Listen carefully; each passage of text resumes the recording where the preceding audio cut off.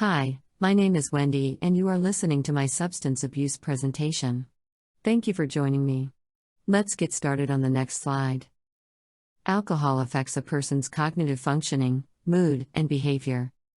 Although drinking alcohol is often seen as a way to unwind, its side effects, particularly hangovers, can actually make individuals feel more stressed and anxious. Alcohol is a central nervous system depressant, which means that it reduces neural activity and brain activity. Alcohol can cause the central nervous system to become so depressed that it causes impairments including slurred speech, shaky movements, foggy perceptions, and a slow response time. Alcohol lowers inhibitions, impairs judgment, and impairs one's capacity for rational thought. A person's central nervous system might get so depressed by consuming too much alcohol too quickly that they pass out, go into a coma, or die. Although the first alcoholic beverage may have been consumed more than 9,000 years ago, alcohol has subsequently been widely accepted in cultures all across the world. Although alcoholism has a tremendous hold on human civilization, many people have contributed to helping others overcome it throughout history. There is proof that sobriety circles existed in Native American civilizations as early as 1750. Similar to today's support groups, these circles involved people coming together to encourage one another to maintain their sobriety. When Alcoholics Anonymous was established in 1935, the modern approach to rehabilitation formally started to take shape. Since that time, the group has expanded across the U.S., just like the numerous treatment facilities that have appeared to assist people in dealing with their alcoholism. The American Medical Association made a significant advancement by formally classifying alcoholism as a disease in 1956. This was the catalyst for a broader recognition that alcoholism is a disease on par with diabetes or cancer. That realization is still growing now, even if the conflict is still present. Each year, around 88,000 people in the United States alone pass away due to alcohol-related causes. More than 200 diseases and injuries are caused by the inappropriate use of alcohol, according to the World Health Organization.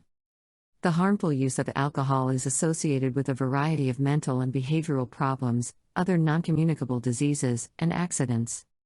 Genetics, genetic susceptibility, culture, economy, environment, and social norms all play a role in alcoholism. The 2019 National Survey on Drug Use and Health found that 85.6% of adults over the age of 18 reported having used alcohol at some point in their lives, 69.5% had done so in the previous year, and 54.9% had done so in the previous month. In 2019, 25.8% of adults aged 18 and older said they had binged in the previous month, while 6.3% said they had used a large amount of alcohol. Although the precise cause of alcohol consumption disorder is unknown, several risk factors may make you more likely to have the illness. The following behaviors are recognized risk factors: having more than 15 drinks per week for men, more than 12 drinks per week for women, and more than 5 drinks per day at least once per week. A parent with an alcohol use disorder or mental health issue, such as schizophrenia, depression, or anxiety. Additionally, you may be more susceptible to developing an alcohol use disorder if you meet the following criteria: are a young adult dealing with peer pressure, have low self-esteem, reside in a family or culture where alcohol use is widespread, and accepted, have a close relative who suffers from an alcohol use disorder. Alcohol use can result in a variety of symptoms, depending on the amount consumed and the person's health, such as slurred speech, drowsiness, nausea, diarrhea, upset stomach, headaches, breathing problems, anemia, coma, blackouts, distorted vision and hearing, impaired judgment, reduced awareness and coordination, memory lapses. Binge drinking and heavy alcohol usage are linked to a variety of health issues, including alcohol poisoning, high blood pressure, stroke, and other heart-related diseases, liver disease, burns, drowning, intentional injuries such as those caused by firearms, sexual assault, and domestic violence, increased workplace accidents and productivity losses, increased family problems and broken relationships, liver disease, nerve damage, and sexual issues. Permanent brain damage, cancer of the mouth and throat, ulcers, and malnutrition.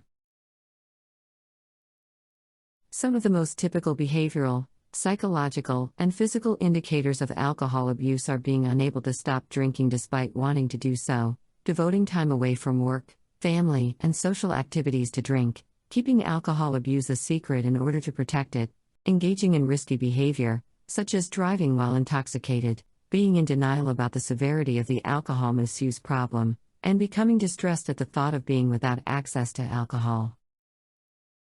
Alcohol has a high probability of resulting in an overdose or death, and combining drugs is one way to achieve this. Alcohol can be a lethal sedative in high dosages. Alcoholism can cause impulsivity, disinhibition, and poor judgment, all of which can result in suicidal thoughts. However, it can also be utilized as a way to lessen the suffering brought on by suicide. The fundamental objective of therapy is to assist patients in quitting drinking alcohol completely or in doing so in moderation. 4 drugs, disulfiram, oral naltrexone, extended-release injectable naltrexone, and acamprosate, have currently received FDA approval for the treatment of alcoholism. Supporting the patient's needs with antiemetics, withdrawal medications like Ativan, fluids, vitamins, and minerals, as well as continuing to support their needs based on blood draws, will help the patient to withdraw without major complications once they are in the hospital and experiencing withdrawal symptoms. Non-pharmacological treatments include sleep, temperature regulation, nutrition and hydration, determining the cause of the person's drinking behavior, and other forms of behavior therapy. The most crucial thing is to avoid making them feel criticized and to reassure them that they can and should stop smoking in order to be healthy. Setting objectives, staying away from triggers, and knowledge of the short and long-term effects of drinking should all be part of this plan.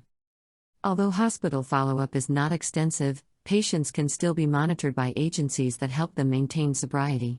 This might include PCP checkups, outpatient sessions, and behavioral health treatments.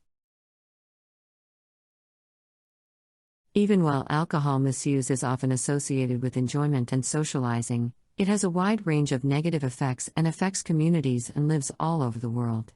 Alcohol use is a significant cause of head injuries, car accidents, interpersonal violence, suicides, and epilepsy. Additionally, drinking issues have a very bad effect on mental health. Alcoholism and alcohol misuse can exacerbate pre-existing illnesses such as depression and anxiety. Alcoholism is very common in my home state of New Mexico and especially popular among reservations. I would enjoy being part of the future mental health practitioners that seek to combat this very dangerous and harmful disease.